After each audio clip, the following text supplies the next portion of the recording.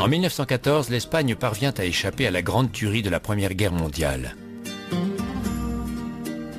Mais dans l'immédiat après-guerre, les lourds déséquilibres sociaux, régionaux et les antagonismes religieux se font toujours plus criants et renforcent l'action militante des socialistes et des anarchistes, donnant naissance à de violents mouvements séparatistes, en particulier en Catalogne et au Pays Basque. En 1923, pour toute réponse aux mouvements de grève et aux désordres sociaux, le roi Alphonse XIII appelle au gouvernement le général Miguel Primo de Rivera, qui dissout les Cortes, proclame la loi martiale et occupe Barcelone. Il instaure ensuite une dictature militaire avec le soutien de l'armée et de l'Église.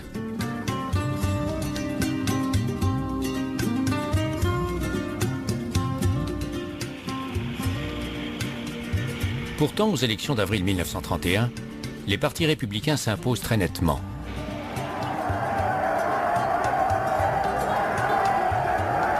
Alphonse XIII quitte le pays sans abdiquer et part pour Rome en exil volontaire. La République espagnole est alors proclamée. La présidence est confiée à un républicain modéré, le catholique Alcalá Zamora, tandis que Manuel Azaña est appelé au gouvernement.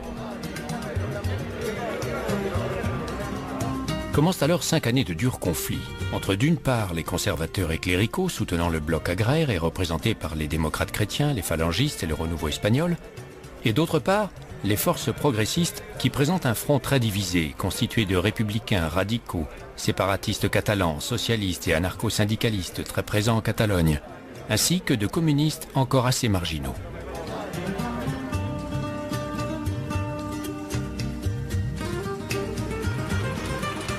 Les droites reconquièrent le pouvoir en novembre 1933, tandis que dans tout le pays, le climat s'assombrit sur fond de grève et d'instabilité sociale.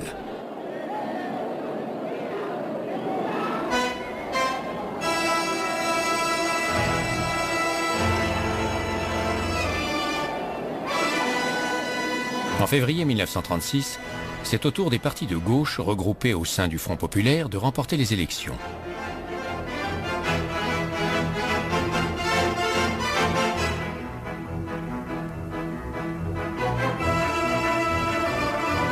Un gouvernement radical-socialiste est formé sous la direction de Quiroga.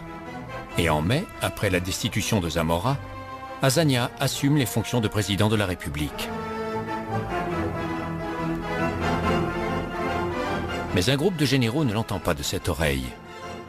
Ce désaccord marque le point de départ de 3 années de guerre civile opposant les républicains du gouvernement légitime de Madrid, appelés légitimistes, et les rebelles, conduits par le général Francisco Franco, qui rejette la nouvelle gestion politique du pays, toujours plus anticléricale et très fortement orientée à gauche.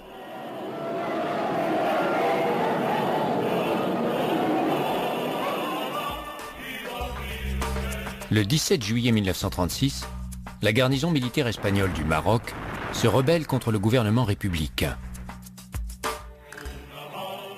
Dans les jours qui suivent, d'autres refus d'obéissance s'expriment ailleurs en Espagne. Le 18 juillet, Radio Ceuta émet une phrase codée. « Sur toute l'Espagne, le ciel est sans nuages ». Pour les militaires, c'est le signal du soulèvement. On pourrait croire à un simple coup d'État de plus, comme l'Espagne en a déjà connu tant. Mais cette fois, les insurgés sont guidés par une poignée de généraux prêts à tout et qui peuvent compter sur le soutien de leurs troupes marocaines et même sur le Tercio, la Légion étrangère espagnole. Leur premier objectif est d'établir des liens entre les garnisons rebelles disséminées dans les villes espagnoles.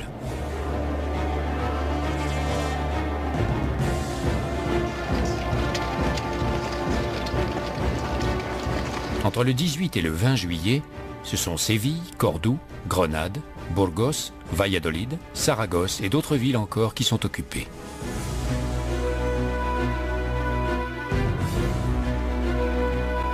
À quelques jours à peine du soulèvement, les rebelles contrôlent déjà 29 chefs-lieux de province et peuvent compter sur le soutien de quelques 45 000 militaires contre seulement 40 000 restés fidèles à la République qui, de son côté, commence déjà à armer des milices populaires.